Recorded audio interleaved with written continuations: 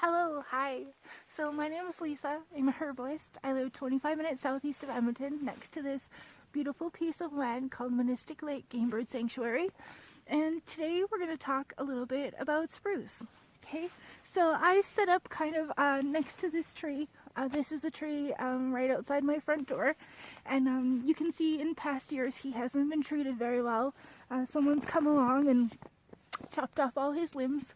Well, it looks like they were mostly broken, which is a little bit unfortunate because this plant will likely never be able to heal itself up, because if you limb a tree too short or too long, you have to limb it just right, otherwise it doesn't have what it needs to close itself up. But it's a beautiful specimen for what we're going to talk about today. So, spruce, most of you probably know it. It's a really beautiful plant, and it's one of the favorites in Herb Club whenever I'm serving tea. And yeah, I'm happy to introduce it to you guys today. So, the Latin name is Picea, and we're going to focus on two particular species today. We're going to talk about white spruce and also black spruce. We do have a few other kinds that grow in and throughout Canada. But we're going to focus on those two today. Now, spruce is part of the Pinaceae family, which is pine. Okay, it's part of the pine family, and also tamarack as well. So when you're working with spruce, you want to make sure that you've got a proper ID, okay? We don't want to be working with plants that we don't know about and we're not certain what they are. Okay, so I'm going to post, along with this video in the course, I'll post how to tell the difference between pine, spruce, and tamarack, so you know what you've got, okay?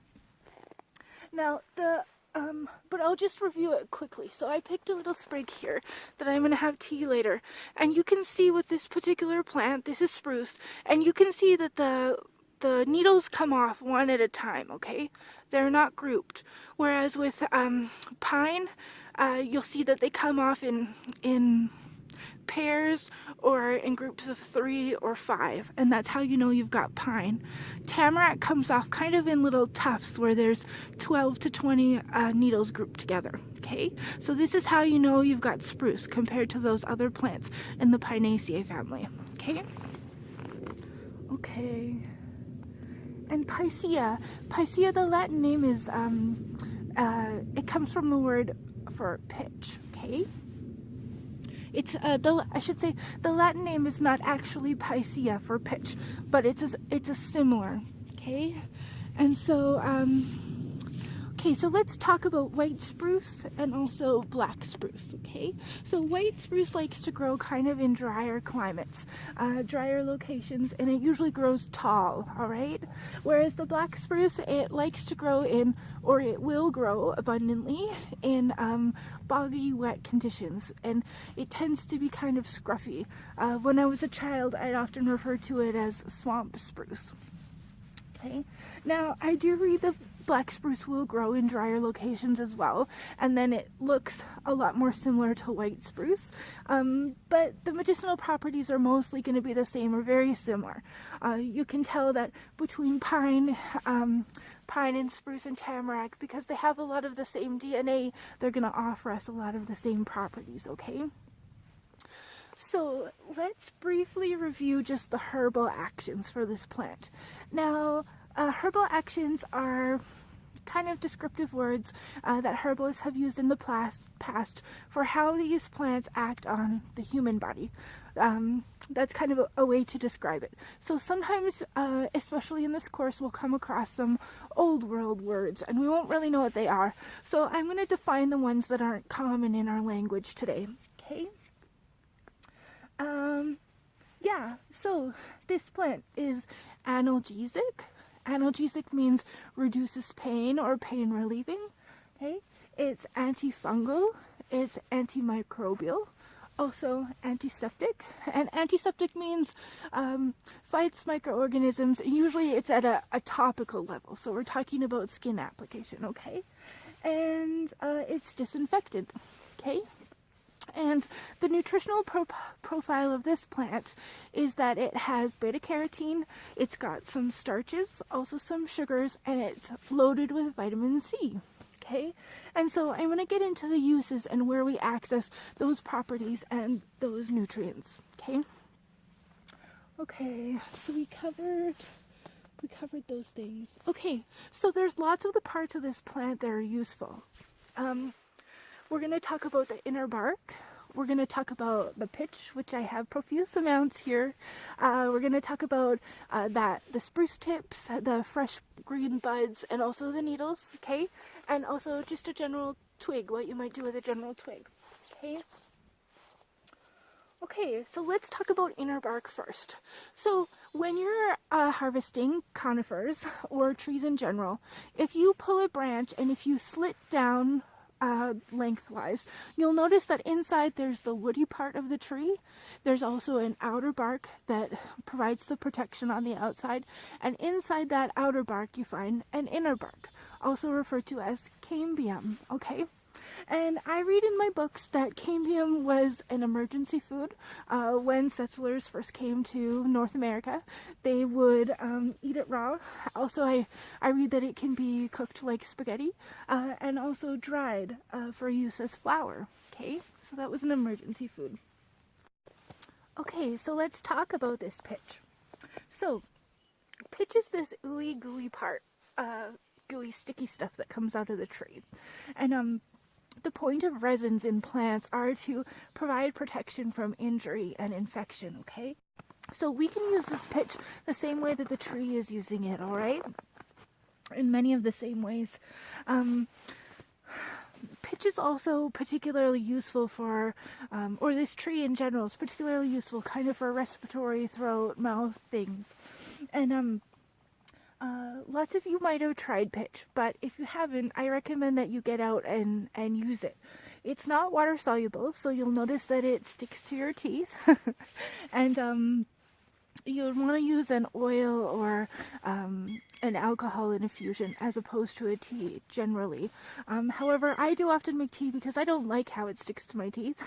And so I'd rather have it get softened up and kind of coat everything. And I sort of sip it down slowly, okay, when I'm sick and I've got cold or flu. Now you'll notice that the new resin comes out and it's kind of soft and clear, but as it ages it turns a deeper yellow and it hardens up. And lots of people have chewed on this spruce gum, chewed on it as spruce gum. And in my studies I did read that it was quite a lot of this spruce pitch used to be sold as gum at one time, and now we've kind of transferred over to petrochemical product in many cases. Okay, so yeah, so this is great for mouth health in general. I took a herb walk with Bev Gray, and she said some traditional uses she was aware of is that they would pack the spruce pitch inside a cavity to make sure that infection didn't set in. Okay. It's also just great if you've got sore throat with infection. That analgesic pain relieving is helpful, right? And I find spruce in general just has this really warming effect on my respiratory tract. And I encourage you to get out and try some. Okay. Okay, so when I'm working with pitch, and I do work with pitch fairly regularly, I'm lucky that I have this tree with just profuse amounts coming out. But when you're harvesting, you'll notice that it takes a long time to harvest usually, unless you have this very lucky scenario that I do. It's not lucky for the trees. But when it's hardened up, you can just come along, or even when it's soft, I'll just come along with a knife. And if it's hard, I usually put my container right up to the tree and scrape it in because it kind of shoots off everywhere. But if it's soft, you can just collect, and I'll just collect with a knife and wipe it on the edge of my bowl or whatever I've got happening. Yeah. And I like to put this in a salve for muscle and joint, usually, for arthritis and when there's muscle pain, and often I'll mix it with chamomile because chamomile also has that anti-inflammatory property and muscle relaxant qualities, okay? This is from previous years, but in the springtime, when all the new growth is happening, those little spruce tip ends, they're still very delicate, and they've got this lemony, citrusy flavor, and they're delicious. You can go along and just pick off and pop them in your mouth and chew if you want. I was reading from Bev Gray's book, and when she was making popsicles for her kids, she just dropped a spruce tip in each one, and that was kind of fun. I'll often just chop up finely and put it in things like egg salad or potato salad or deviled eggs, and I usually let it infuse overnight in the fridge to get all that flavor. Okay, you can just make a tea with those fresh ends, and also just with this, right? The older growth is fine too. This is not as citrusy. This tastes more sprucey, but you can try and see what you like best. Okay, people will make syrups and jellies, and they'll use the syrups for dessert topping or also to put in cocktails. You can make you can pickle those tender spruce tips. You can sometimes people will candy them, or else also blend them into a salt mix for seasoning meats and that sort of thing, meats and veggies. Okay. Yeah, and this is just loaded with vitamin C, okay? So I often use this for cold and flu, and when I'm making my salves, I'll put in the pitch, and I'll also just kind of give this a few twigs a little twist to sort of break them up. And then I let that oil infuse on the stove at very low temperature in a double broiler method for usually 2 hours, and then I'll strain and add beeswax and let harden, okay? And you can also infuse this in oils for salad dressings and just flavoring your cooking. Okay, so next I want to talk to you about some of the spiritual, emotional components of working with these plants. And I've got a few quotes here on some of the essences. Now, what is an essence? An essence is similar to a homeopathic preparation, but it's maybe done just slightly differently. A homeopathic remedy often works on the spiritual and emotional level, but it kind of works on the principle of like treats like. So an essence would be prepared slightly differently, where you're just simply looking to access those spiritual and emotional components, okay? And it's not necessarily with the like treats like principle, okay? So this is from Bev Gray's book. She talks about Steve Johnson, who has the Alaskan a flower essence company in Alaska, and he says for white spruce, this is for when you have information overload and you're feeling disintegrated and you're having a hard time applying knowledge to life's challenges. Okay, so it says it helps bring logic, intuition, and the emotional together for united action. Okay, and he also writes about a black spruce plant essence, and he says this is when you've got a contracted view of life and a tendency to forget information. So it's slightly similar, and it's also when you're out of touch with the wisdom of the soul family.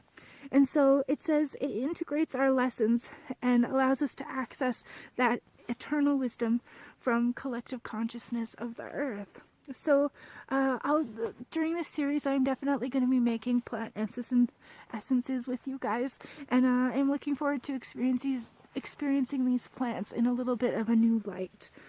Now, I don't necessarily believe that you have to have an essence to interact spiritually or emotionally with these plants. I mean, we breathe in and they breathe out, and what they breathe out, we breathe in, right? We've got this active living relationship with these plants. So if you don't want to essence, then feel free to get outside and just spend some time with these plants.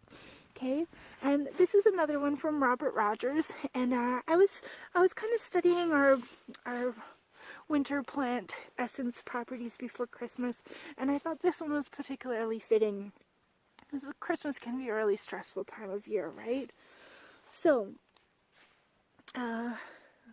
it says black spruce allows us to see the clarity of our shadow sides and lets some of the shadow quality come to light and be accepted or dissipated. Okay? So I thought that was a beautiful description of this particular plant. Okay, so I think that's it. Hopefully I didn't miss anything. If you have any questions, I want you to reach out to me, post in the private Facebook group, send me a message, whatever you need to do, and I'll see you on the next plan. Okay?